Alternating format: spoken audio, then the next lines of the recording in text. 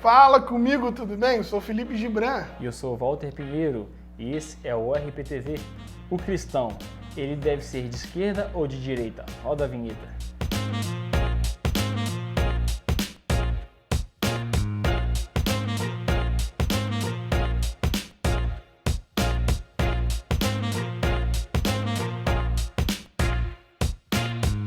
Você que tem acompanhado os nossos vídeos, quero te pedir, se inscreva aqui no nosso canal e clica aí no sininho, deixa seus comentários, as suas dúvidas aí que a gente vai fazer questão de responder cada uma delas. Inclusive nos comentários você pode dar algumas dicas pra gente do que você gostaria de ver, qual tipo de conteúdo você gostaria que a gente trabalhasse aqui. É um privilégio pra gente ter você aqui com a gente. Eu já começo esse vídeo falando novamente da polarização. A gente tem repetido isso todos os vídeos, mas é muito importante.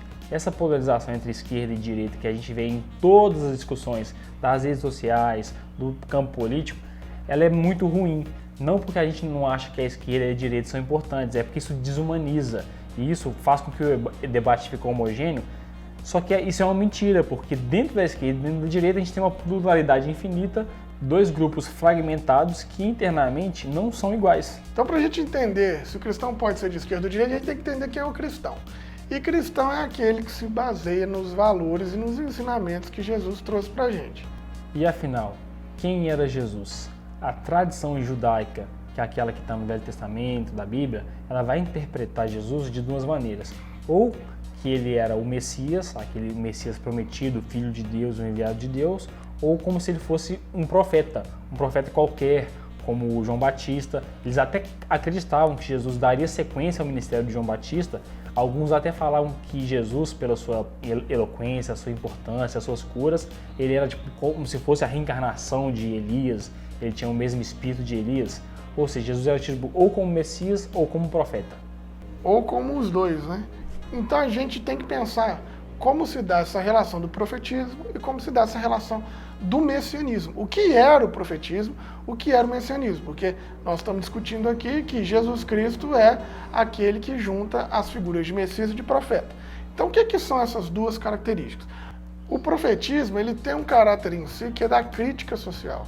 Em vários momentos a gente percebe que aquelas organizações sociais elas fugiam daquilo que era a determinação da lei de Deus. Então, em vários momentos, os profetas aparecem para fazer uma denúncia. Olha, vocês estão agindo contrário à lei de Deus. Então, o profeta ele faz essa crítica social para trazer uma aproximação novamente àquilo que Deus gostaria do seu povo. E essa crítica social dos profetas, a gente percebe que ela vai se basear em três ramos fundamentais: a hipocrisia social, a acumulação de riquezas e o abuso de poder. Então, os profetas aparecem para dizer que os reis eles estão abusando daquele poder e que eles precisam, então, retornar a um pensamento do povo. O acúmulo de riquezas, que é extremamente condenado, principalmente em razão do não respeito do ano do jubileu, do retorno das propriedades, do extremo acúmulo de riqueza, né? Você vai ver vários profetas, inclusive, falando: ai de vocês que acumulam terra sobre terra. Então existe ali uma perspectiva de não se acumular a propriedade e principalmente da hipocrisia social. Se quiser entender bem esse conceito da hipocrisia social, basta você ler Mateus 23, que você vai ver Jesus o tempo inteiro falando: olha, vocês exigem das pessoas umas coisas, mas vocês não fazem. Vocês têm uma vida privada de vocês aí obscura e ficam exigindo das pessoas outras coisas, como se vocês fossem pessoas santas, ilibadas e tudo mais. Então o profetismo tem esse caráter de enxergar o momento e o espaço onde se está e conseguir fazer uma crítica daquilo, retornando para uma ideia que Deus tinha pensado. E por que isso é importante? Porque a palavra profeta, gente, ela vem dessa ideia de aquele que fala por alguém, aquele que fala por Deus, aquele que fala no lugar de Deus. Então, essa é uma primeira característica de Jesus, né, que é do profetismo, que são aqueles homens e mulheres que, na narrativa da Bíblia, falavam em nome de Deus para fazer com que o povo não se desviassem dessa crítica social. Em relação ao messianismo, Jesus ele vai encarnar o reino de Deus, ele vai ser o reino de Deus em pessoa. Quando ele está no seu tempo, ele cura as pessoas, ele vai fazendo uma intervenção social na questão médica, ele vai dar dignidade curando a pessoa, ele vai fazer uma intervenção social, quando ele faz o milagre da multiplicação dos alimentos, porque as pessoas estavam famintas, então ele resolve uma demanda. Nas relações interpessoais de Jesus com as pessoas, ele é carinhoso, ele é amoroso, ele acolhe. Então aquelas pessoas que estavam sem perspectiva, que estavam oprimidas, que estavam sem destino, ele traz para perto, ele dá um destino, ele dá uma dignidade, ele os chama de irmãos. E depois da sua morte, quando ele vai anunciar a sua morte para os seus discípulos, ele vai falando que ele não vai estar aqui, mas os seus discípulos estariam. Então os seus discípulos teriam que continuar o seu ministério. Quando Jesus fala para os fariseus sobre a sua morte, sobre como que eles deveriam reconhecer o Messias, o Jesus, depois dele cumprir o seu período aqui na Terra, ele fala, olha, quando eu morrer, vocês vão ter que fazer as coisas que você faz, todo esse altruísmo, toda essa misericórdia, vocês vão ter que aplicar elas nos pobres, nos pequeninos. Então, o que você fizer em cada um desses pequeninos, vocês estão fazendo a mim. Então, quando a gente pensa nessa redação de o que é ser um cristão e de quem Jesus foi, nós temos que ser imitadores desse Cristo. Esse é o messianismo que a gente deveria seguir. E você vai vendo que essa ideia de messianismo ela é ampliada, porque Jesus vai lidar com a misericórdia, dizendo que ele é misericordioso. A máxima do seu ministério é o amor, porque ele vai dizer assim, você deve amar ao outro como a você mesmo, né? Então você vai vendo que essas ações de misericórdia, de amor, de entrega voluntária, ou seja, o maior exemplo de Jesus é como que você pode se destruir para que outras pessoas possam alcançar a vida. Então é uma relação altruísta.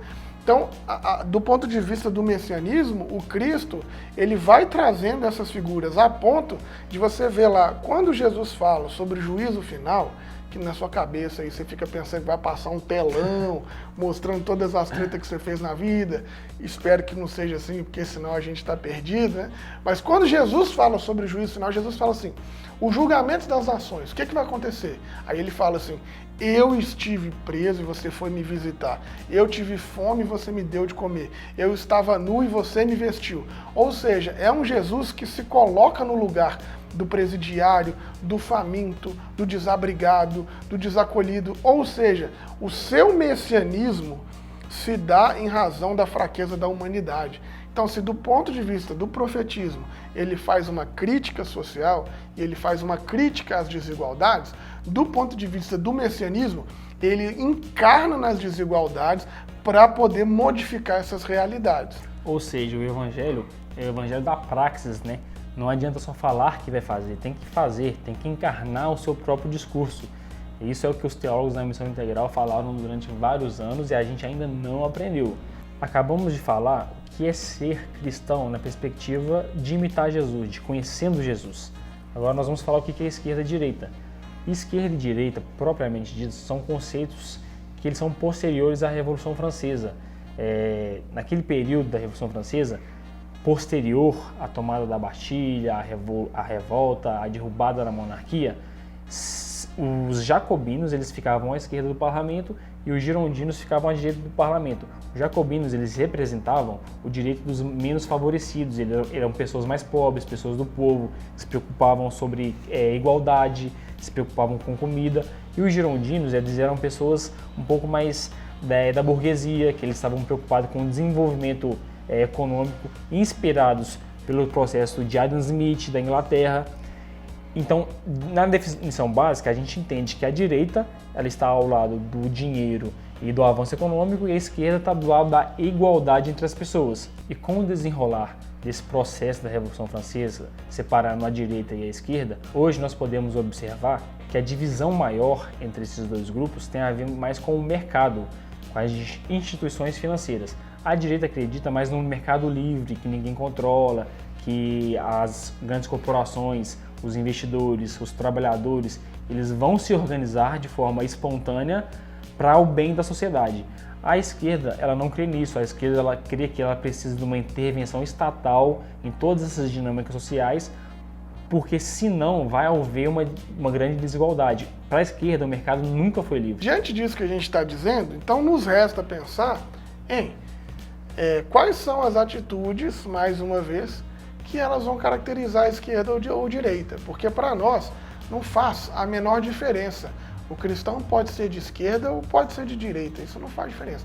Agora, quando a gente pensa na sociedade que a gente vive hoje, nós percebemos que na nossa sociedade a ideia de um acúmulo de riqueza está tão grande, está tão presente, que nós somos levados a acreditar desde a infância que a gente precisa de algum diploma, de alguma coisa, para ser alguém na vida. Então nós somos levados a pensar o que você vai ser quando crescer.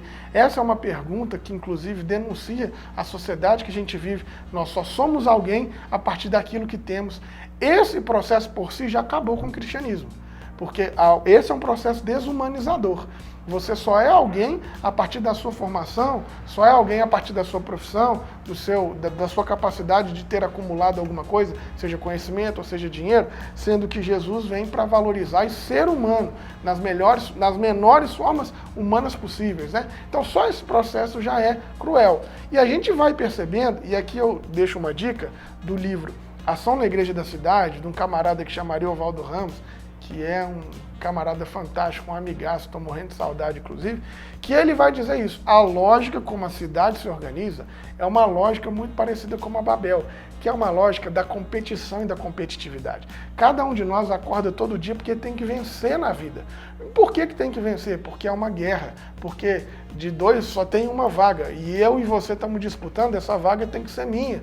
E essa lógica de competição, de acúmulo, de competitividade, essa é uma lógica que denuncia uma lógica que não é o reino de Deus. Então, quando a gente vai pensar na formação da sociedade, a partir disso que a gente trouxe, e como nós temos vivido hoje, que não é a partir da solidariedade, da fraternidade, da partilha, a gente vai percebendo que o cristão ele deveria tender por pensar nesses valores. Em valores de equilíbrio, em valores de equidade, de justiça, de fraternidade e não de competição, competitividade, acúmulo, disputa, testilha, que são coisas que aparentemente não se encaixam nem no profetismo e nem no messianismo. Aliás, mentira, se encaixa no profetismo, como denúncia. O profetismo vai dizer, vocês estão acumulando demais, por isso tem gente com fome. Vocês estão produzindo demais, por isso os biomas de vocês estão sendo destruídos. Vocês estão construindo pastos demais para esses bois, para essa boia, por isso as florestas de vocês estão acabando. Então, o profetismo faria essa denúncia. Agora, se você acha que você consegue continuar com essa crítica social e com o messianismo a partir do campo da direita, que ótimo! Não faz diferença ser de esquerda ou de direita. Agora, o que não dá é para se assumir enquanto cristão e não ter atitude da cristandade, não? Ou não ter atitude do Jesus. Aí não tem jeito. Porque quando você fala que você é cristão, se imagina que você tem Jesus como referência.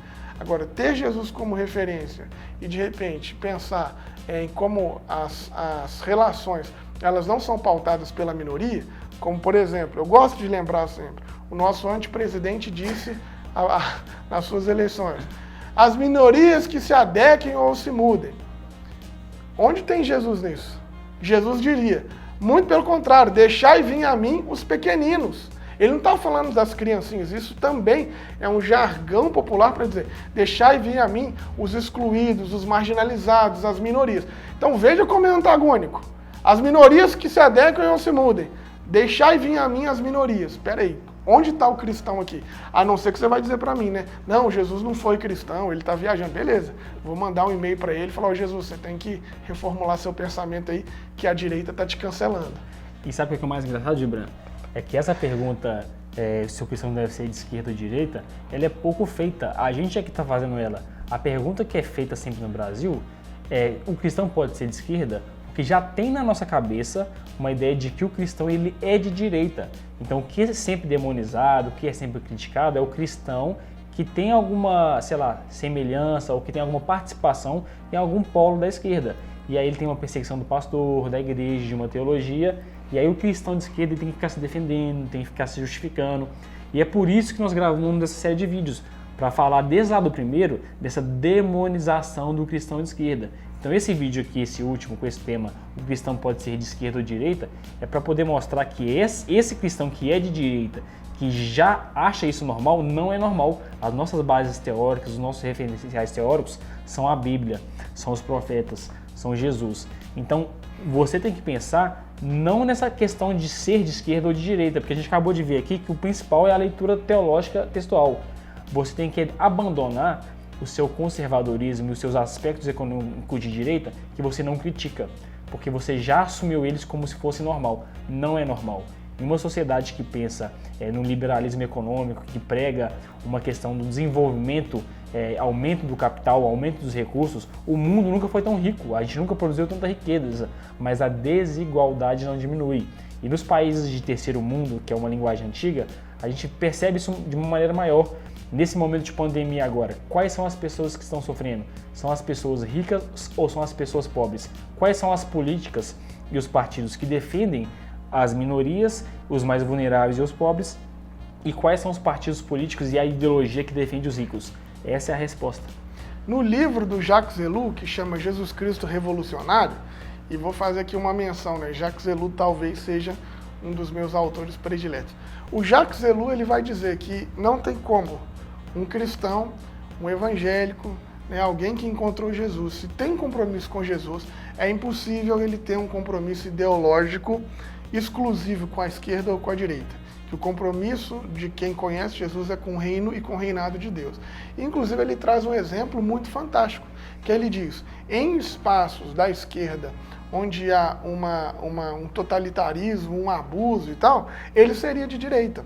Então você vai percebendo sim que alguns espaços, algumas experiências da esquerda, lá o cara seria de direita, no sentido do compromisso com o reinado de Deus está acima das questões ideológicas. Inclusive esse é um viés que a gente defende. O que talvez tem que se repensar é qual o conceito do reino de Deus. Porque alguns vídeos nós já dissemos, esse conceito europeizado do norte, ele não dá para explicar a vida nossa, latino-americana, brasileira. Então o reino de Deus, não é que é outro reino de Deus, mas é que a nossa perspectiva da teologia, o reino de Deus ele se constrói a partir daquilo que eu tenho para comer, a partir daquilo que eu tenho para morar, né? Não é mais uma questão igual o norte, como a Europa, que ele se constrói a partir daquilo que eu posso invadir, daquilo que eu posso doutrinar, dos escravos que eu tenho para vender, das colônias que eu tenho para fazer. Porque a Europa veio para cá pensando em nos colonizar. Os protestantes do norte dos Estados Unidos vieram para cá pensando em como expandir o mercado de escravos. Só te interrompendo, a gente bate tanto nessa tecla e repete isso tanto, que parece que é uma opinião, não é opinião, gente. Existem relatos, pesquisa na internet, a gente não vai deixar o link aqui não, você tem que fazer um trabalho de pesquisa também. Pesquisa na internet, relatos de missionários norte-americanos do sul dos Estados Unidos que eles vão falar isso. Eles vão falar assim, gente, vem pra cá evangelizar, porque aqui eles têm escravo ainda, aqui é fácil ter escravo. Ou seja, o que a gente está denunciando aqui são esses caras que fizeram nas nossas igrejas, é essa teologia que está na nossa mente. E às vezes a gente pode fazer um salto histórico até menor, porque no processo de divisão da África, agora, no que foi chamado a segunda colonização, lá para os anos 920, alguma coisa nesse sentido, você percebe que a fragmentação da África se deu muito em razão também dessas colonizações, e aí você vai ver inúmeros relatos, como, por exemplo, um caso lá na África do Sul de um missionário belga lendo a Bíblia antes de enforcar um menino, né, uma criança preta escravizada. Então, isso tudo a gente tem que pensar. E por isso a gente faz essa ideia. Realmente, cara, esquerda ou direita não faz diferença. O que faz diferença é o compromisso e os valores, é o compromisso com os valores do reino de Deus. Agora sim, depois desses 3 vídeos, ficou um pouco mais simples, mas continua sendo revolucionário. Pode ser que tenha salvação para coxinha, hein?